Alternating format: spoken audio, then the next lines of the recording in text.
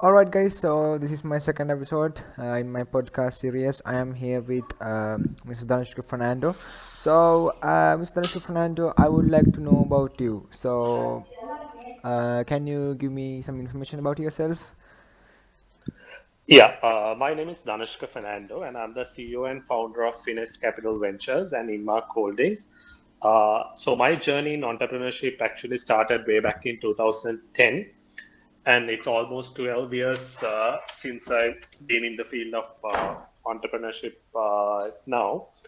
And currently, under my organizations, we have several areas of business ranging from designing and manufacturing furniture, then providing interior design services. We're also into investments and retailing, and we have our own e-commerce platform where we do retailing of homeware products. Uh, then there's another set of companies that's into media, advertising, and communications.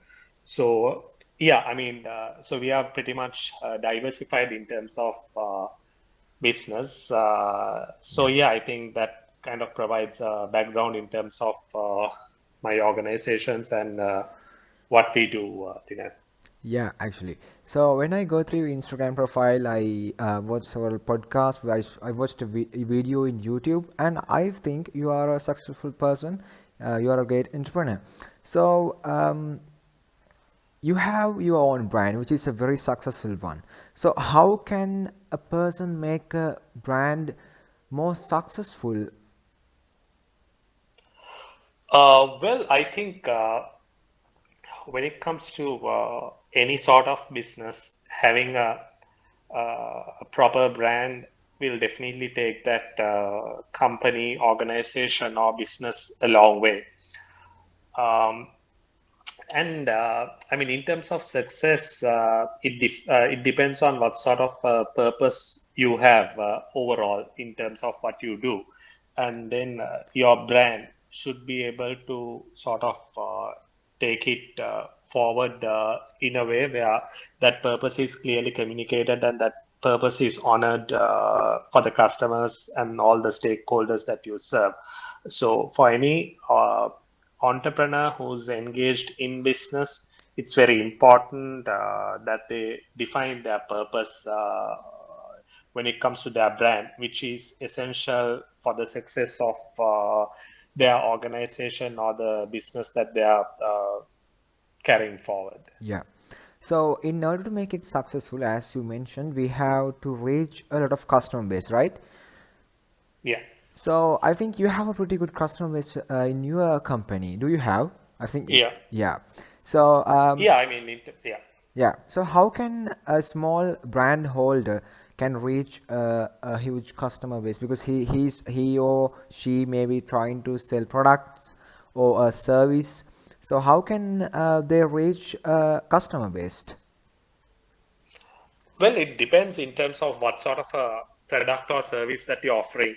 Say, Yeah. for an example, you could define your business as a B2B that is Yes. serving another business, Yeah. or a B2C that you're serving customers overall. So if you're engaged in a B2B business, then your customer segment would be relatively small compared. And then the sort of tactics you would adopt would be different. There will be a lot of personal selling. There would be quite a lot of negotiations that might happen that will go up and down. Your personal image or your personal brand would play a massive role in terms of communicating what you do. So if you're in the B2B business and offering your services to another business or an organization, generally your market size is small, and that at the same time you need to take a lot of effort and care in terms of building that base. Yeah. The other segment is B2C. So if you're in the B2C segment, generally your customer base is larger.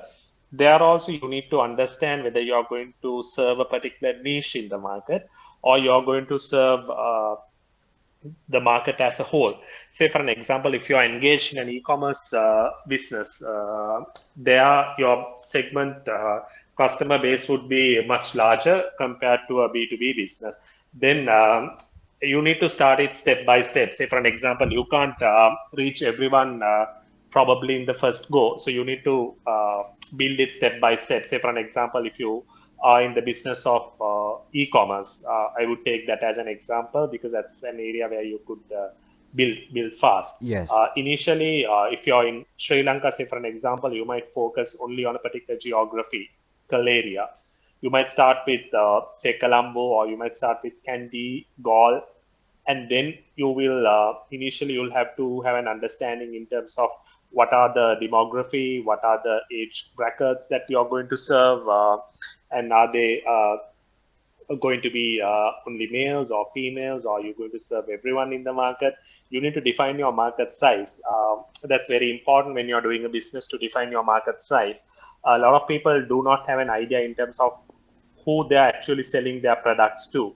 They try to sell it to everyone, they try to market to everyone. That definitely doesn't work. So you need to do customer profiling, understand who your customers are, then have a clear picture in terms of what your market size is going to be. Say, for an example, if you're going to sell a particular product online, and if you're going to focus only on Colombo area, then you need to understand, okay, in Colombo, what are the age brackets that I'm going to sell my product to. So if it's 18 to 35, am I going to target everyone in that age bracket, or am I going to target based on a particular interest? That's how you define your market size. And once you define your market size, again, say your market size is 500,000, you won't be able to reach to everyone within the first few months, or even probably the first few years of operation. You need to build it up. You need to understand your market, you need to do your research, then you need to spend on marketing, different tactics. So gradually you build your base. So it's a long, I mean, it's a it takes time and it takes effort, but to start it off, you need to understand and have a clear picture in terms of what's the size of your market. Without that, it's just you shooting in the dark. You don't know where you're going to hit or where you're going to miss. So having that understanding is very important, and then gradually you need to build it up through different marketing tactics, Dinesh. Yes, that is actually great. You explained everything. So, in order to do that, we need a business plan, right? Because without a master plan, I don't think that we can do any sort of thing. So, do you have any idea how can we make a perfect business plan to be successful and to make a perfect brand? Um, Well, when it comes to putting down a plan for the business, there are a number of tools that can be used. But prior to that, it's very important for any entrepreneur to understand their purpose, as in why they're doing what they're doing. I see that as a critical factor for anyone to be successful, having the mindset at the right place. Why you want to start a business? There needs to be a clear purpose. Yes. Is it to make more money, or is it to gain recognition, or is it to gain acceptance? Is it to serve your community? Is it to be a innovator? What's your purpose? It's important that you define that first. Without the purpose, no business plan would actually work. You can have all the plans, but if you don't have a purpose, you will quickly vanish as an entrepreneur. So it's important that you define your purpose as to why you're doing this particular business, or why you want to be an entrepreneur. Once you define that, uh, a particular methodology, or a particular uh, framework which I followed. It's called SOSTAC. What is Uh, what is it? so it yeah, it's called SOSTAC Oh, framework. oh, Yeah, that's an acronym for the particular framework that you can adapt to, kind of doing like a particular business plan, right? yes, yeah. So essentially, S stands for situation analysis. That's where you sort of analyze the market situation, where you are compared to the competition and what sort of threats are out there and how easy for you to get into the market, who are your customers, basically competitors, analyze them, analyze the market trend. So it's about doing that proper research. Then the O, that's a second letter of that particular framework that stands for objectives. Um, where basically you want to be and what are your objectives. You need to list it down, how you are going to acquire your customers, how are you going to retain them, how do you want to satisfy your customers, what's the wow factor about your business, how you want to engage your customers. So basically putting down the objectives, that's the second step. Then the third one is for strategy, how you want to segment your market and how you want to position your product. What are the strategies? Are you going to have a pull or a push strategy when it comes to your marketing? Basically, that means are you going to pull your customers towards you? Are you going to do some heavy marketing and push them your particular products? So, what is your overall strategy? How you want to make money? How you want to price your products? What sort of a volume that you want to sell in order to make a profit? So, basically, your strategy. Then comes the other part, which is called tactics. Um, Yeah. there you need to work on your marketing mix. You need to work on your action points, how you are going to execute your strategy, right? That's called tactics. Yes. Then, then, then comes A, soft stack. That's what I said initially. So SOSTAC. A stands for actions. Putting down the responsibilities, hiring people, getting them, Yes. Yes. putting down your processes, systems, and then understanding what sort of skills that you need, all that, and then getting things done. Finally, control. Whatever you do, it's important that you have certain measures to understand whether it's working, what are the KPIs.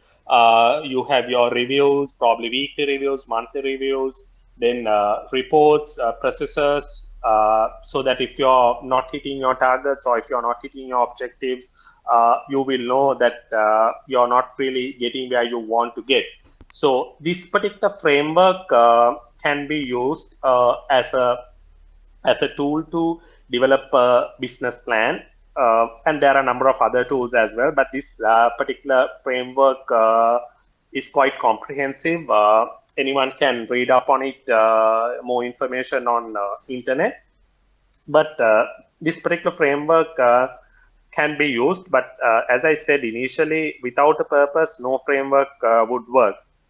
So once you have your purpose and once your mindset is at the right place, it's important that you adapt a particular framework, put things into perspective, and then stick to it and go about doing things. Some people think Yes. they can function without any framework, or they can just do things and then expect things to work out. It doesn't work like that, unfortunately. Yeah, just having a gut feeling and then feel good factor will not really get you far in business. It's quite a lot of hard work, studying, researching, doing things. Things can go wrong, but as long as you have a plan, that will be a stepping stone for you to be successful. Yes, actually, it was a lot of information. So, I can, like, if we get an example, I can make a brand today. Right now, I can go to Canva and design a unique logo and maybe start a Facebook page, and I can start a brand right now. But I won't get my profit in one day, or I won't get my profit in a week. So how can we continue that? Like, that is the most problem as I see, because a lot of my friends, they tend to start brands, a lot of businesses, but they actually fail, but they don't like to continue that. So how can we continue with the process of the brand? Uh, so basically, anyone who is who wants to be a businessman or an entrepreneur, that's why I said earlier, they need to really understand why they are doing what they are doing, and then Yes. nothing will be successful in a period of months. It Yes. might take an year or it might take 5 years, but it's a journey, Yeah. right? Yeah. And then part of the journey is obviously a lot of failures, heartbreaks, disappointments, tough times. And if you're not willing to put that effort, I'll tell you, you will never be an entrepreneur or you will never be a successful entrepreneur. Again, success of an entrepreneur is measured in different ways.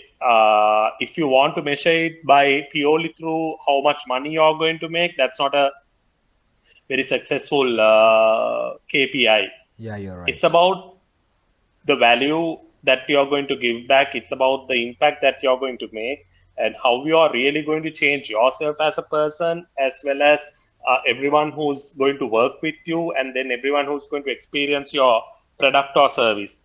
It can be a simple service that you're providing, or it can be a very complicated thing. Your journey would vary based on your offering and how complicated or how simple your offering is going to be. But at any given point, if you are able to add value to your customers, if you are able to add value for the people who's going to be part of your brand, and if you are able to add value overall to the community that you serve, there is a higher possibility of you being successful. And that's where the mindset is very, very important. Not to give up, not to sway away from your purpose.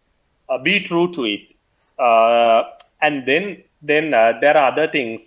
Say for an example, if you want to say if you want to start a graphic design company, right? Or if you Yeah. want to start a web Yeah. development or web design company, or if you want to be a photographer, a lot of young Yes. people tend to get into these areas when they think of doing a business in Sri Lanka, Yes. uh, right? Yeah. So if you take these areas, it's very competitive, and it's very competitive. At the same time, it's the entry barriers are very low. That means anyone can enter as long as they have a particular skill. But from that, only a few number of people actually succeed. So if you think entry barriers are low, you can enter.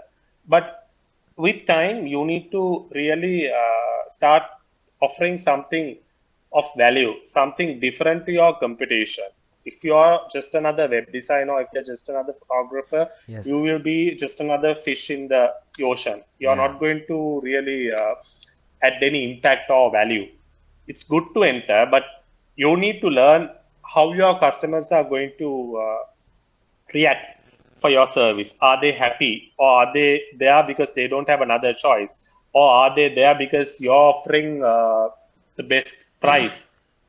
Why they are going to be with you, and how well Yes. you can repurpose your vision. Those things are very important because people don't try to do the hard things. They want to do simple things, they want to do the easy things, and then they want to sort of make money quickly. Yes. Yeah. It rarely works, because if it was that simple, everyone would be an entrepreneur or a businessman. That's not the case. Everyone who has been successful in entrepreneurship or doing business would have done something different to all the others in their market. So that's where you need to find your genre, or you need to find your unique selling point. Once you do that, then it becomes a very quick journey, very fast journey to being successful. And remember, in entrepreneurship, it's you can't be thinking of a straight line for growth. It needs to be exponential. First couple of years you might not make anything, but next 3 years you might end up making a lot of progress. Every time you do a mistake, you learn from that, and you know you should repeat it. If any person is doing a mistake for more than 3 times, there's something wrong with the way of working. Once you do a mistake for more than 3 times, then you need to put a stop to it. You need to understand why you are doing that, and then you need to figure out a way to not do that. And that's very, very important. So even for me, I mean, there are a number of mistakes that I've done being an entrepreneur, but the important thing is you learn from that, you correct them, you put a stop to it, and then you move on. I mean, if you are able to do that, there's definitely a higher chance of being successful as an entrepreneur. Yes, actually. So, in order to do whatsoever, in order to make a brand, in order to make a company or anything, we need a capital for our developments, right? To start a brand, we need a capital. We need to make some money. So, if there's a person, oh, maybe he's 16 years old, maybe he's starting out, so he can't even take a loan actually. So how can he be able to make a good brand without a capital? Well, so building a brand and building a business, they are two different things. Yes. If you talk about if you want to build a business, yes, everyone needs some sort of a capital. You call that seed capital. There are multiple ways of acquiring capital. Don't depend on banks in Sri Lanka because everyone would ask you collateral. You're right. You're right. Either you'll have to mortgage your vehicle, or sorry, Yes. mortgage your land or your vehicle, or you'll have to open up FD and then get. I mean, if you had all that money, then you won't be asking the bank in the first place. So in Sri Lanka, depending on banks to get money is a futile effort. That's where it really works if you're a small timer. Unless you're a big business who has collateral that can be mortgaged, yes, you can obtain loans. But if you're a small timer, if you're just starting up, and if you're like say 20 years or 25, you're very young, you don't have any money, it's really tough. So that's where you need to convince either your parents or your friends or your loved ones who will be able to sort of loan you, who would have that trust in you to give you that initial seed capital. Say, for an example, if you have a brilliant idea, and if your parents or your uh, relations or your friends or some random rich uncle Yes. believes in you, Yes. they'll lend you, right? They'll Yeah. lend you probably your initial seed capital, which they might expect you to return after 1 year or 2 years of operation. And Yes. if they're angel investor, they might not really expect it back from you. uh, I mean, it depends from person to person and situation to situation. These are just different ways of trying to get your initial seed capital. Or can work, you can work and you can save up your own capital. Yeah, there's nothing impossible. If you Yeah. are really passionate about what you want to do in life, and if you want to be an entrepreneur, it might take you even 5 years to save up that initial capital. But that's the risk that you take. Yes. That's where the mindset is very important. You have the mindset to sort of save even for 5 years and then risk all that money to go for your passion. That's the entrepreneurial spirit that one needs to develop. And that's why I said there aren't any quick fixes or easy ways to get about being an entrepreneur. It's very tough. It's much tougher than doing a 8 to 5 job. It's Yes. very tough. Yes. So if you are going to raise that initial seed capital, or if you're going to save up money and do it, it's a huge risk. And if you fail, you're going to lose everything. That's Yeah. it, Yeah. Yeah. right? There is no other way. There's no one who's going to give you money and then expect not to get a return back out of it. Yes. Or there is no way that you might save up for 5 years, spend that money, and then there is an assurance that you're going to get all that money back. That's what entrepreneurship is. It's not about, it's very different to you working and at the end of the month getting your salary back to your bank account. It doesn't work like that. That's why you call, being an entrepreneur is a high risk, high return way of doing things. Yeah. These are the different ways that you could get your initial seed capital, but make sure you account for every cent that you spend being an entrepreneur. Don't spend for lavish things. At least till you have a very stable income. You know, if you're making say 100,000 a month for a consistent period of time, then you will know that you are actually stable in what you do. Then you can afford to sort of buy certain things, expand, spend on yourself. But initial few years, you can't do that. Honestly, you Yes. can't do that. Whatever you make, you need to save. You need to spend wisely. You need to if you have taken a loan from your parents, you'll have to pay them back. If you have mortgaged any property, or like even your vehicle or whatever you might have, might be some gold that you own, or maybe like a computer or a laptop or whatever the Yeah. resource that you have utilized to make money. You have to be very, very responsible in terms of how you're going to make use of the money that you're going to get back. And then you might have to cut down on a lot of fun things that you're used to do. So that's going through the mill and making sure that you come out as a better person who will be able to have a better lifestyle. So, yeah, I mean, it's tough. Yeah, actually, I agree with you. I mean, a lot of good information. So, to do all of those things, right? To make our brand more public, to reach our audience, and to all of these things, we need to make a unique brand name, and we need the unique brand logo to get the attention. So how can we focus on marketing side? Like we can use, we can put an advertisement on television, uh, we can use social media. So what is the more effective one? Again, effectivity depends on who your customer is. Yes. If you want to go on, see, this is the digital age. Yeah. People hardly watch Yes, actually, TV. where, for example, for I actually don't watch TV. I'm more in social media. I see advertisements. So yeah, I think it depends on our purpose, right? Yeah, it depends on your business as well Yes. as who your customers are going to be. Yeah. For a lot of startups, for entrepreneurs, initially TV is obviously not an option. It will cost you a huge lump sum of money, and then the returns, unless you are able to fulfill Yeah. the customers who's going to come to you, you won't be successful. So social media is a very good starting point. Instagram, Facebook, TikTok, these are excellent avenues to start things off. If you have a brand or if you have a product, you can Yeah. easily open up Facebook page and Instagram page, TikTok, LinkedIn. These are all FOC. You can open it up. Then it's a matter of how creative you are going to be with your messaging. Uh, Say for an example, TikTok. Yes.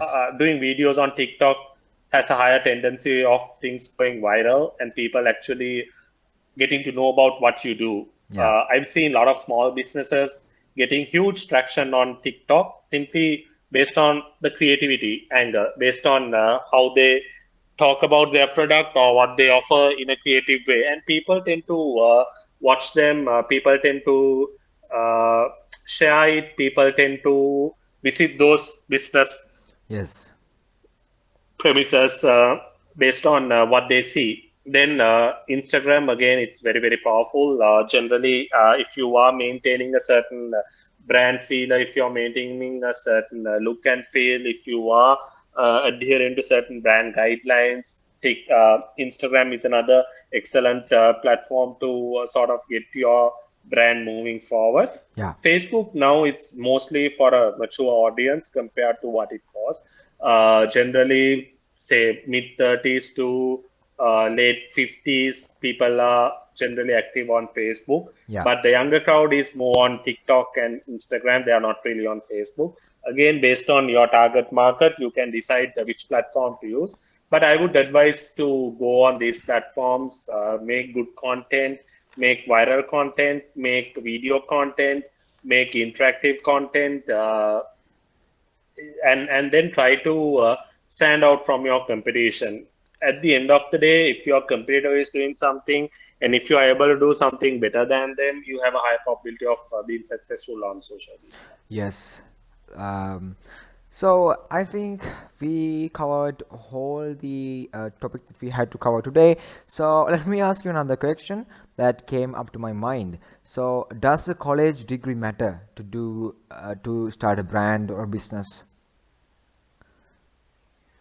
Uh, well, not really. Yeah. Not really. What matters is knowledge. Yeah. What matters is knowledge. People might have a degree, but still they might not have business sense or knowledge. People who are without a degree might have more knowledge compared to a guy with a degree or a master's. Yeah, you're right. There are a Yeah, lot of dropouts who has excelled in business. yeah, So qualification is just a qualification without knowledge and without the power of applying the knowledge, you are no one. yeah, There are enough dropouts. There are enough people without degrees who are employing people with masters or people with degrees or people with PhDs.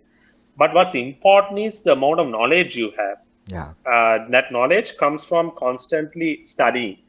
At several interviews, I've said people think learning stops after college or after obtaining your first degree or even after obtaining your master's. Honestly, it doesn't. It's a lifelong process. There's always something new for anyone to learn and read as much as you can read and then listen to podcasts, listen to ebooks, gather knowledge. yeah, Be a be a be a person who is constantly hungry to learn yeah, because see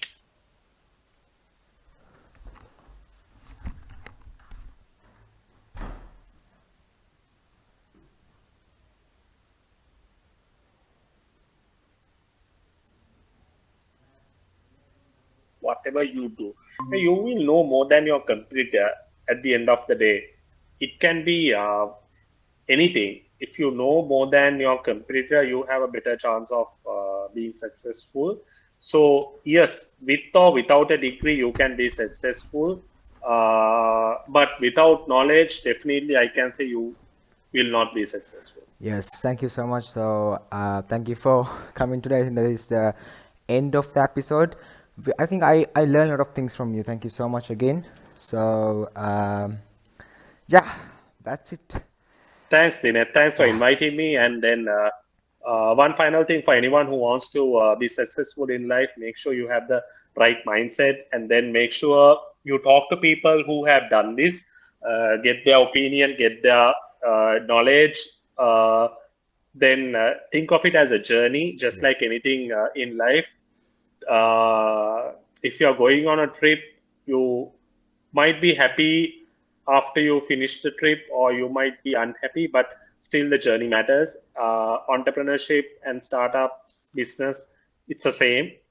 The learning matters a lot. yeah, You might be successful, you might not be successful, but the journey matters. And whatever you learn, come out as a stronger person. It will give you a better chance of being successful in life and what you do. yeah. Thank you so much.